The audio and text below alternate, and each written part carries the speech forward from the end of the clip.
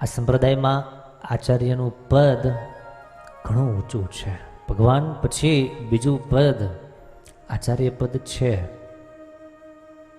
પરંતુ મહારાજે ગોપાળાનંદ સ્વામી ઉપર વિશ્વાસ મૂકી અને બહુ મોટી જવાબદારી આપી.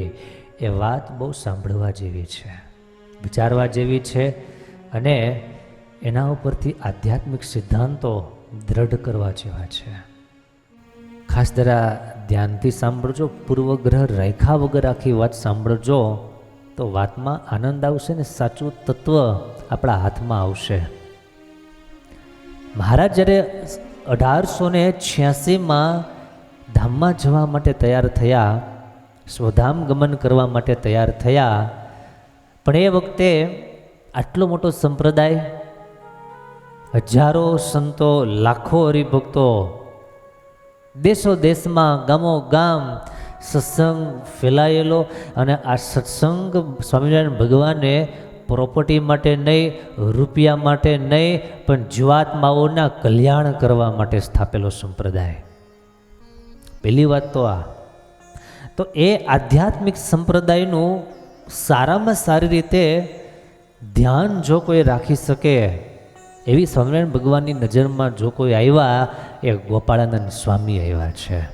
અને એ વાત નિષ્કુળાનંદ સ્વામીની કલમ લખે ભક્ત ચિંતામણીમાં, સાધુ વર્ણી પાળા સુણી લેજો રે ગોપાળ, સ્વામીની આજ્ઞા મારે જો રે.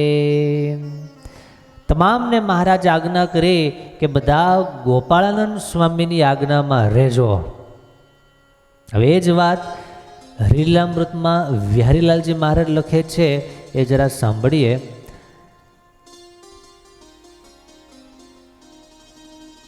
બંને આચાર્ય કેરા ઉપરી કરી વડે હાથમાં હાથ દીધો, જેના સદબોધ પામી વટપુરપતિએ સાર લીધો ધરીને. ગોપાળાનંદ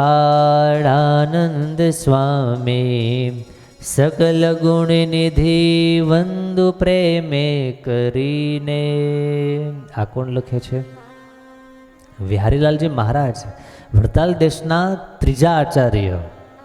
પહેલા આદિ આચાર્ય રઘુવીરજી મહારાજ, ત્યારબાદ ભગવત પ્રસાદજી મહારાજ અને ત્યારબાદ વિહારીલાલજી મહારાજ હરિલામૃત ગ્રંથમાં લખે, બંને આચાર્ય કેરા ઉપરી કરી વળી હાથમાં હાથ દીધો. સ્વામિનારાયણ ભગવાને કેટલો મોટો વિશ્વાસ જે મહાપુરુષ ઉપર મૂકેલો હશે. સંપ્રદાયને મહારાજે આચાર્ય પદ આપ્યું છે. અમદાવાદ દેશ, વડતાલ દેશ, એ બંને આચાર્યના હાથ મહારાજે ગોપાળાનંદ સ્વામીના હાથમાં આપ્યા, એમ વિહારીલાલજી મહારાજ લખે છે. કારણ કે ફરી પાછી વાત દોહરાવીશ કે આ સંપ્રદાય માલ મિલકતની વ્યવસ્થા કરવા માટે નથી. આ સંપ્રદાય પૈસાની વ્યવસ્થા કરવા માટે નથી, પણ આ સંપ્રદાય અધ્યાત્મની ઊંચાઈ ઉપર ઊભેલો સંપ્રદાય છે અને અધ્યાત્મના શિખર સુધી મુમુક્ષુ જીવાત્માઓને લઈ જવા માટેનો સંપ્રદાય છે. એટલે ગોપાળાનંદ સ્વામી જેવા મહાસમર્થ પુરુષ,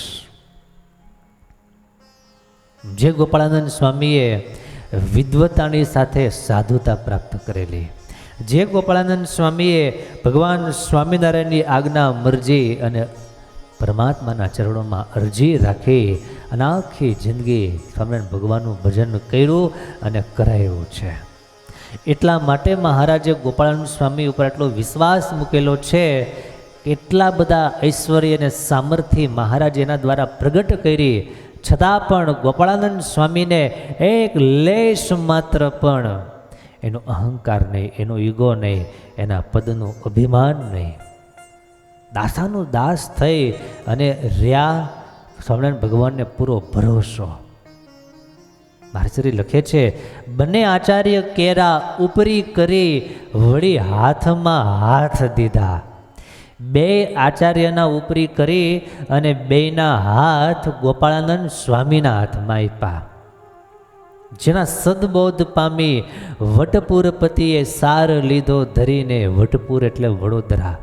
વડોદરાના રાજાને પણ જેમણે સત્સંગ કરાવ્યો, જેનો ઉપદેશ પ્રાપ્ત કર્યો છે, એવા ગોપાળાનંદ સ્વામી સકલ ગુણનિધિ વંદુ પ્રેમ કરીને.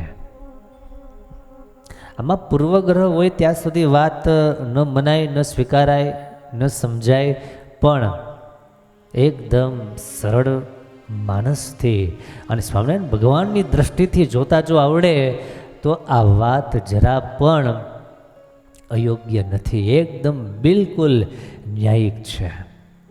ગોપાળાનંદ સ્વામી શાસ્ત્રવેતા છે. ગોપાળાનંદ સ્વામી ભગવાન સ્વામિનારાયણને જેવા છે એવા બરાબર જાણે છે, જણાવે છે, ઉપદેશ આપી શકે છે અને સામેવાળા જીવાત્માના હૃદયમાંથી સંસાર અસાર કરવાની તાકાત એનામાં છે. પ્રસંગો આપણે આ કથામાં સાંભળશું. સદાશિવભાઈ ખંભાતના એના હૃદયમાંથી હવેલી ખોટી કરાવી નાખી આ તાકાત ગોપાળાનંદ સ્વામીમાં હતી.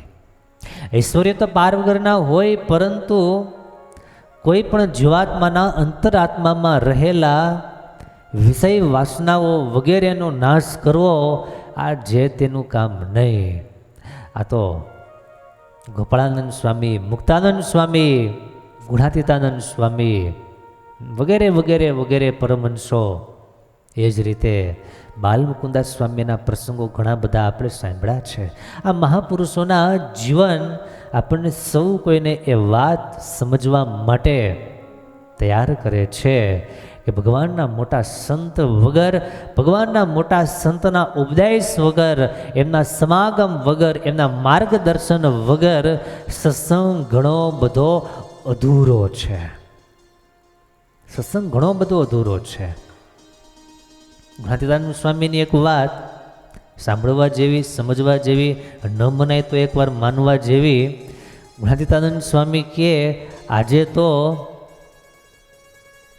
મહારાજના સત્સંગી કરતાં સાધુના સત્સંગી અધિક છે. આહા, એવી જોરદાર ચોટદાર વાત છે. અમુક અમુકને તો આ વાત સાંભળીને સેવણું થઈ જાય, પચે નહીં તો એ જ થાય. સરસ મજાનું તાજું એકદમ દેશી ઘી હોય અને ઘી તમે એમ કહો કે 250, 300, 400 ગ્રામ પી જાઓ કે જમી જાઓ, એ પચે નહીં. શું કામ? અમૃત સમાન છે. આ સોમરસ વગેરે બધાની વાતો શાસ્ત્રોમાં છે કે સોમરસ બધાને પચે નહીં. 100 જન્મનો શુદ્ધ બ્રાહ્મણ હોય એ 100 સોમવલ્લી, સોમરસ એને પચાવી શકે, આવું આપણે સાંભળીએ છીએ. એમ ગુણાતીતાનંદ સ્વામીની અમુક અમુક વાતો એ બધાને પાચ્ય નથી, બધાને પચે નહીં. પણ મને તમને જો પચી જાય તો માનવું કે મારા તમારા બહુ મોટા ભાગ્ય છે, બહુ મોટા ભાગ્ય છે. ત્યારે આપણે એ વાતોને સાંભળી શકીએ છીએ, સમજી શકીએ છીએ અને પચાવી શકીએ છીએ. તો ગુણાતીતાનંદ સ્વામીની વાતો, ગોપાળાનંદ સ્વામીની વાતો, આ બધી અજબ ગજબની બધી વાતો છે. તો ગોપાળાનંદ સ્વામી આવા મોટા હતા, એમની ઊંચાઈ આટલી મોટી હતી, એ આ કથા દ્વારા, આ પ્રસંગ દ્વારા અને હરિલીલામૃત અને ભક્ત ચિંતામણીની પંક્તિ દ્વારા આપણને સમજવા મળે છે.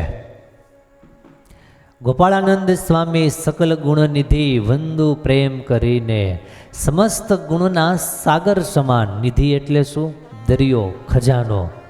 તમામ સકલ એટલે બધા, બધા ગુણના ખજાના સમાન, દરિયા સમાન ગોપાળાનંદ સ્વામીને હું વંદન કરું છું. આપણે પણ બે હાથ જોડી એકવાર આજના દિવસે એ મહાપુરુષના ચરણોમાં વંદન કરીએ. કારણ કે એની કૃપા દ્રષ્ટિ આપણા પર પડી જાય તો ભગવાન સ્વામિનારાયણ જેવા છે એવા સમજાય, સ્વીકારાય, હૃદયમાં જડાય, એનું સુખ આવવા લાગે. ન મનાતું હોય તો પણ ગોપાળાનંદ સ્વામીને વંદન કરજો, અને મનાતું હોય તો 2 વાર વંદન કરજો, કારણ કે આનંદ થાય ને આપણને. ગોપાળાનંદ સ્વામી દયા કરે તો આપણને બધી વાત સમજાય, પ્રકાશ પડે અને બુદ્ધિ પુરુષોત્તમ રૂપ બની જાય.